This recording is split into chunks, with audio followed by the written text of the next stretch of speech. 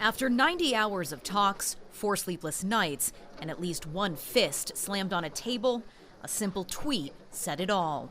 Deal, said European Council President Charles Michel. EU leaders had finally clinched an unprecedented $860 billion stimulus package, a lifeline to pull Europe through the worst recession in living memory, and one which will bind the bloc even closer together.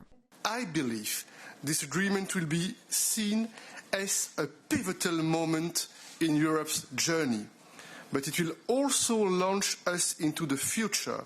The deal, which paves the way for the passage of the next EU budget, is a package of firsts, reflecting the extraordinary nature of the crisis it's meant to address.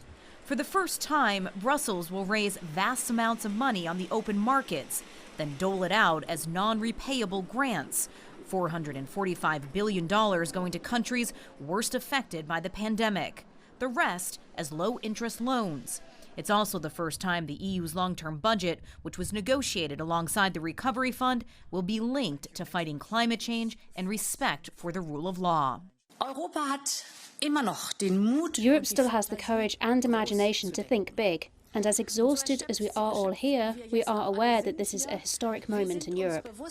Even the Dutch Prime Minister, Mark Rutte, who was dubbed Mr. No for stalling the agreement, said he was, quote, very happy with the outcome. He, along with his frugal counterparts in Austria, Sweden, and Denmark, won large increases to their budget rebates in exchange for agreeing to a higher-than-desired grant level. Mr. Rutte's proposed emergency brake to cut off funds to countries not following through on promised economic reforms also made the cut. But not everyone is happy. The European Parliament issued a statement on Tuesday warning EU leaders not to take their consent for granted.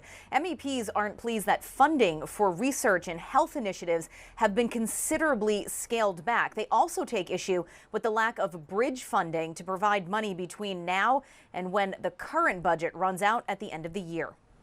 EU leaders' first task, after catching up on sleep, will be to sell this deal to their respective governments, so the funds can start flowing to the places they're most needed as quickly as possible. Tony Waterman, CGTN, Brussels.